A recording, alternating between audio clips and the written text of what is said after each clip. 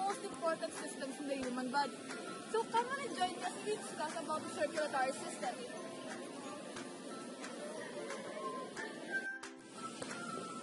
Hi friends! Did you know that there are two types of circulatory system?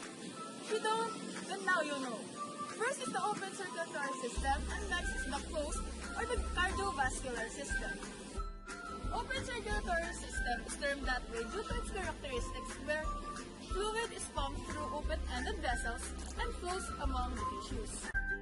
This commonly occurs in insects, mollusks, arthropods, and other invertebrates. So what about the closed circulatory system? Well, it's common for us vertebrates and some of the other invertebrates to have the circulatory system.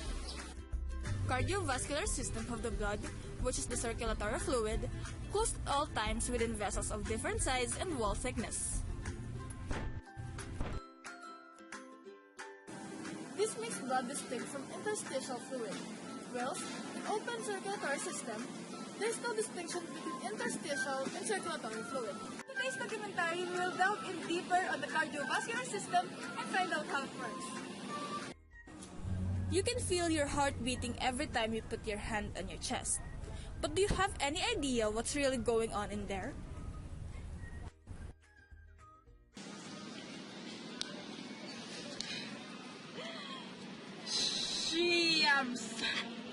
I'm so hinihingal right now. Anyways, fun fact, did you guys know that our heart beats 100,000 times, sending 2,000 gallons of blood surging throughout our body?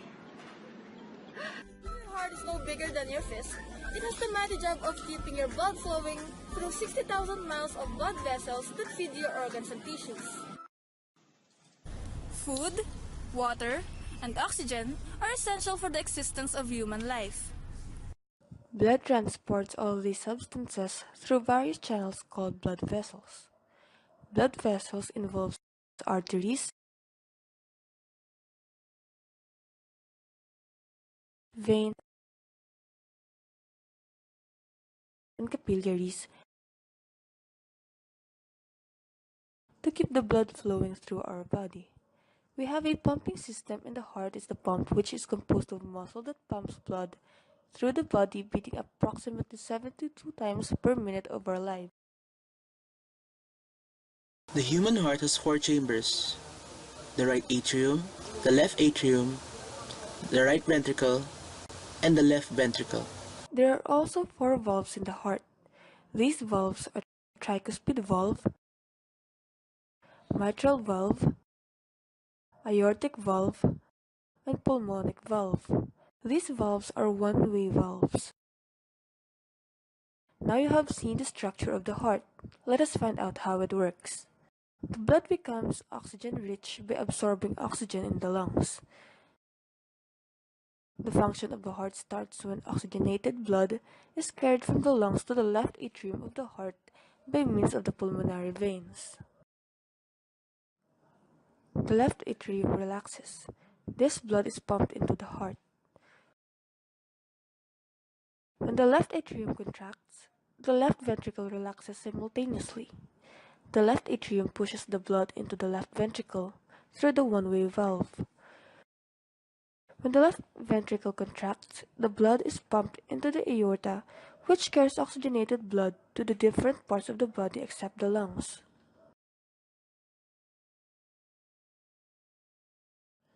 Oxygenated blood reaches the different parts of the body through the blood vessels called the arteries. The arteries get branched into the capillaries, which then reaches to the different organs of the body. The blood then mixes deoxygenated and the blood capillaries gets mixed and forms thicker blood vessels called the veins.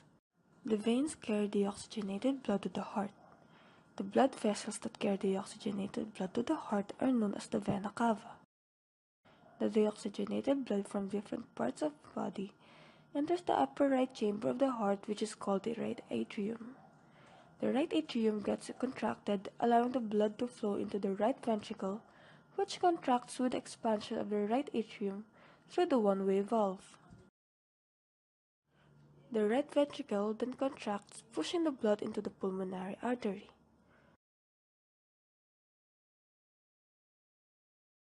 The pulmonary artery carries the deoxygenated blood to the lungs for oxygenation.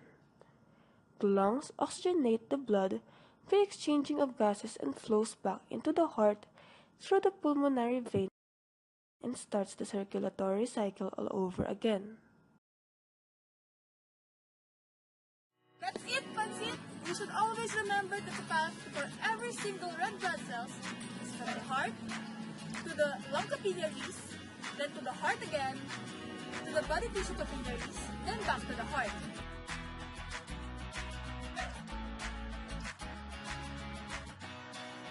The heart is enclosed in a sac under the sternum.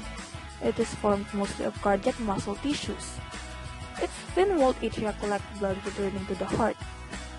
Comparing the two ventricles, the left ventricle walls are thicker than the right because it pumps blood much farther in the body. Your heart has 4 valves that act like doors. The valves have 2 jobs. First, they open to allow blood to flow in or out, and second, they close to prevent blood from flowing, where it shouldn't flow. The heart valves keep blood flowing in one direction to your heart. The tricuspid valve and the mitral valve control blood flow between your heart's upper and lower chambers. The pulmonary valve controls blood flow out of the right ventricle to the lungs. The aortic valve controls blood flow out of the left ventricle to your body. The heart's pumping action occurs as a rhythmic sequence of contraction and relaxation called the cardiac cycle. The cardiac cycle has 2 phases, the diastole and the systole. During the diastole, the heart is relaxed. During the systole, the heart begins its contraction phase.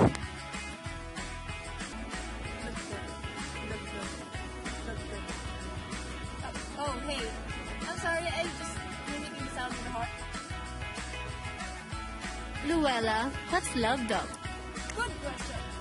The love comes from the recall of blood against the closed avian valve, while the dog comes from the recall of blood against the closed semilunar valve. Luella, why are there hissing sounds detected in some people's heart? Well, that's because a murmur occurs when a stream of blood squirts backwards into a valve. So, usually, this indicates a defect in one or more of the heart valves. Sadly, some are born with this, while others have their valves damaged by infection. So we have these SA nodes that sets the tempo of the heartbeats. The SA nodes are the pacemakers, generates electrical signals that triggers the contraction of the atrium. The AV nodes, on the other hand, relays these signals to the ventricles, while the electrocardiogram records these electrical charges. Amazing, right? Amazing! Friction of arterioles and precapillary sphincters controls blood flow through capillary beds. Blood pressure forces fluid and small solids out of the capillary and at the arterial end. Excess fluid is returned to the circulatory system through lymph vessels. It consists of red and white blood cells suspended in plasma. Plasma contains various inorganic ions, proteins, nutrients, wastes, gases, and hormones. Red blood cells or erythrocytes transports oxygen-bound hemoglobin. White blood cells or leukocytes fight infections. And as they say, too much or too few is unhealthy. So thus this concept applies to our red blood. So our blood vessels form blood clots when they are injured. Thanks to our platelets, they adhere to the connective tissues of damaged vessels and help convert fibrinogens to fibrin, forming a clot that plug the leak. No more questions? Alright, then let's continue the adventure. Well, let's go. Did you know? Of course not, how would you, right? It would take 1.2 million mosquitoes, each sucking at once, to completely drain a human body. Amazing, right? Mind blown.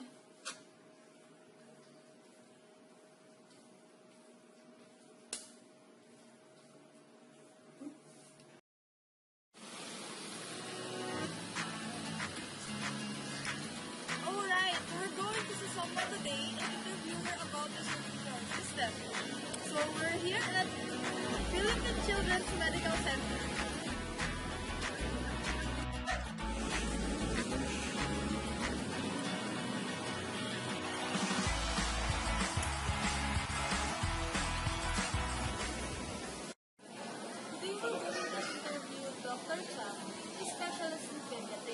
Doc, can you briefly describe the circulatory system for us? Sure. The circulatory system is a series of pipes, usually the arteries and the veins, with a pump. The pump is the heart, and the pump drives the blood into organs. The blood that is oxygenated with nutrients is driven to the organs for utilization, and then they are drained after utilization. The deoxygenated blood will be brought back to the heart through the vein. Actually, there will be a lot of differences with the circulatory system of the child and the adult. To name a few, just the size of it. Usually with patients less than 4 years old, you have a smaller heart and a smaller thorax, hence the point of maximal impulse would be at the fourth left intercostal space, as opposed to adults with a point of maximal impulse would be at the fifth left intercostal space because of the longer thorax and the displacement of this point towards the fifth left intercostal space. Also, there's the function, the cardiac output, that although they are similar, they have differences in the stroke volume and the rate. In children, what governs the cardiac output will be the heart rate. Hence, if the patient has difficulty and infections, there will be a marked increase of heart rate known as tachycardia. For adults, you don't see that much. They usually have the increase in stroke volume instead. We all know these days, smoking, drinking, and other vices have been common in society. What harm might this contribute to the circulatory system? Smoking and drinking can lead to atherosclerosis, or the buildup of plaques and fatty tissues in the blood vessels. With this, there will be narrowing of the lumen, or the caliber of the blood vessels. Hence, there will be decreased blood perfusion in the organs. If it's in the brain, it will be stroke. If it's in the kidneys, it will be chronic kidney disease. And then if it's in the extremities, it can be peripheral artery disease. So what symptoms can these diseases manifest? If stroke, there can be paralysis of the half of the body, or sometimes cognitive decline or decrease in the brain function. If it's in the kidneys, it can manifest as hypertension and decrease in urine output. If it's in the extremities, it can manifest as pain and discoloration. And then if it's the heart that has the decreased perfusion, it can manifest as chest pain, and sometimes the death itself is the only symptom. Now, can you give us more diseases that's related to the circulatory system? So there is hypercholesterolemia, which is the buildup of cholesterol and other products. Other diseases would be chronic kidney disease, needing dialysis because the kidneys would really shut down and won't function anymore. They are really related to the perfusion and the delivery of blood into these organs. So they manifest as, again, as I've said, stroke would be paralysis, sometimes vomiting, sometimes bleeds in the brain, and then for the myocardial infarction, they will manifest as chest pain. For kidney disease, decrease in urine output, hypertension, the like. When you reach the end stage already, you already have the low probability of improving. For example, if there is chronic kidney disease already, you cannot really reverse it anymore. It's more of just arresting the development or the worsening of the case. So what's more important really is the prevention. I think what's important is that you don't start at all. You don't start smoking or drinking at all, because genetically, people who are genetically predisposed to have these diseases can have symptoms early on, even with just very little exposure to smoking and drinking. So just don't. Prevention is still more important. Prevention is always better than cure. So just have a healthy lifestyle, exercise more often, stay away from vices, and eat healthy. Thank you, Dr. Chang, for sharing us some of your time. Okay.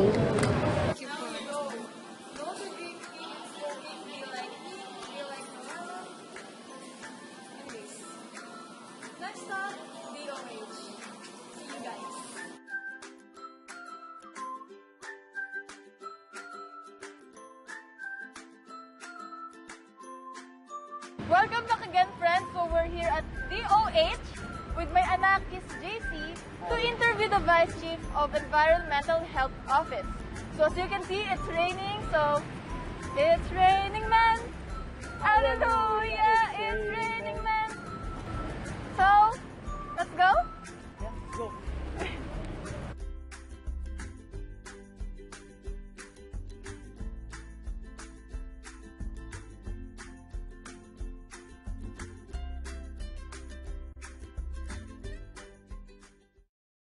So now we're going to interview Dr. Franklin Liza, the Division Chief of Environmental Related Diseases Division of DOH. Doc, good afternoon. Good afternoon. So, Doc, smoking, drinking, and other vices have been very common in the society these days.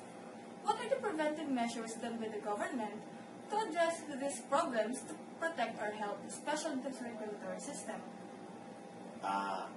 You are talking about smoking, alcohol, physical activity, if ever.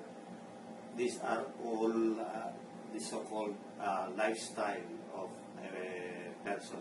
In a generic term, when we say healthy lifestyle, dapat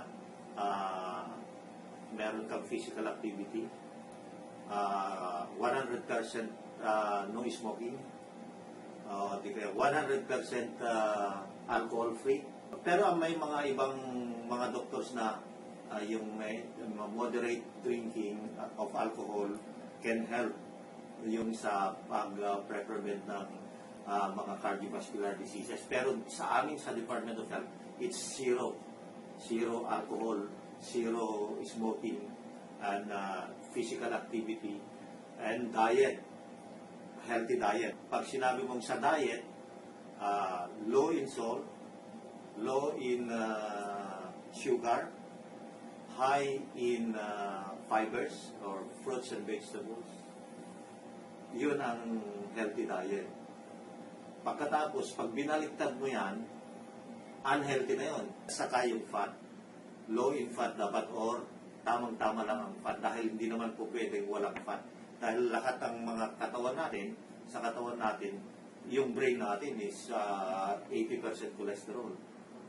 O kaya kailangan din natin ng fats. So, the Department of Health has a program on healthy lifestyle or lifestyle-related diseases that are to be prevented by healthy lifestyle. No? Maraming ginagawa yan. Meron tayong isang programa ang anti-smoking, isang programa ang merong buong programa ng cardiovascular disease prevention and control program, may diabetes. There is an independent program or program of the Department of Health focused on anti-smoking or tobacco control program as a whole. But when you talk about tobacco control program, it's not only the Department of Health that is involved in program of tobacco control, because there are some agencies who are involved, like the Department of Agriculture, Department of Finance. It's a multi-government agency that are involved in the preventing or controlling tobacco use. But on the Department of Health side, we have a program on smoking prevention. Ang approach natin sa prevention is inaatake natin yung mga risk factors. Kung iwasan mo yung mga risk factors, hindi ka magkakaroon ng sakit. At itong mga risk factor na ito, doon sa healthy lifestyle, lahat ng sakit na yun na daanan mo na-prevent mo na. Kung hindi ka maninigarilyo, na-prevent mo ang sa sakit sa puso, sakit sa lungs, sa cancer, o di kaya diabetes. Kaya ang program ng Department of Health is healthy lifestyle. Pero napakarami yan. Kung i-enumerate natin ngayon yan, mag-aral ka ng public health. Think are the other biggest reasons why people get illnesses related to the circulatory system? Diet pa rin. Unhealthy diet, smoking pa rin, yun sa mga pollution, stress, Kaya papasok naman ngayon yung mental health program na dito sa Department of Health. Stress is very strong risk factor sa mga cardiovascular diseases. Even cancer. Even cancer, lumalabas ngayon na stress is. Oo. Oo. No. Kaya huwag kayong magpapa-stress. Do you think the government has done enough to address these problems? Oo. Matagal nang merong mga yang programa ng gobyerno, programa ng Department of Health. Pero, alam mo kasi, ang kwan yan is behavioral change. Ang pinakakuan dyan, sa healthy lifestyle. Behavioral change, merong papasok dyan ang kultura. Papasok yung tigas ng ulo ng tao. At papasok ang addiction dahil sa smoking at saka sa alcohol. Yan, ang behavioral change, hindi mo mababago ang behavior ng isang tao sa isang iglap lang. It takes time or years para pero ang tinatarget namin lalong-lalo na si smoking is yung mga kabataan. Dapat hindi ka mag-umpisang humitit ng sigarilyo. Dahil pag inumpisan mo sa continuous na yan. Kaya gusto namin tumaas ang presyo ng sigarilyo para hindi makabili yung estudyante pa lang. Para ibili na lang yan ng pagkain. Ang unang very effective noon na programa ng Department of Health ay yung UC Kadiri. Pero pinatay ng industry yung mga manufacturer ng tobacco o sigarilyo. Pinatay nila dahil effective yun, lalo-lalo na sa kabataan. Nandidiri sila. Nung linaunch namin yung UC Kadiri, mayroon kaming mascot noon ng pangit ang mga itsura ng mga ngipin. Sa kabataan noon, nandidiri sila. Pinakita namin o i-project namin na ang naninigarilyo nakakadiri, kaya UC Kadiri. Meron akong experience dito, sumakay ako ng jeep, labasan ng mga estudyante. May nakasakay na mama, may nakasakay din na bata, grade 1 siguro. Nung naglabas ng sigarilyo, yung mama, sabi niya, "Oh, that's bad, UC Kadiri, kadiri ka." Bitaw siya ng mama. Kaya magandang advocates yung mga bata. Mas mas nahihiya yung mga. Kaya yun, pero sa katanong mo na nagawa ang gobyerno ba ay may sapat ng marami nang nagawa para sa mga preventive measures. Marami na. Kaya lang yun nga sinasabi ko, behavioral change ang nag-govern dito. Kaya dapat tuloy-tuloy ang education, information and education campaign. Marami na rin tayong batas, yung hindi ka dapat manigarilyo sa mga public places, hindi sila sumusunod kung hindi walang manghuhuli sa kanila. Kaya dapat yung enforcement ng batas importante. Yung behavioral change, enforcement ng batas, at saka continuous information and education sa mga tao. Thank you, Doc. Ayun lang. Sharing us. Sige.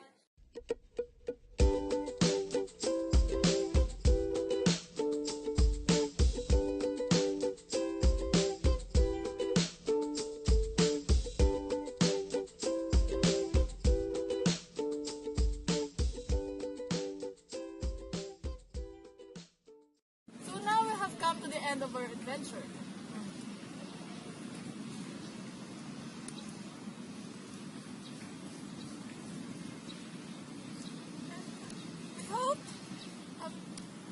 Group 4 hopes that you've learned a lot from us about the circulatory system. And I can't, for everything else, I just like to say, be like me, be like Novella. That's all. Thank you.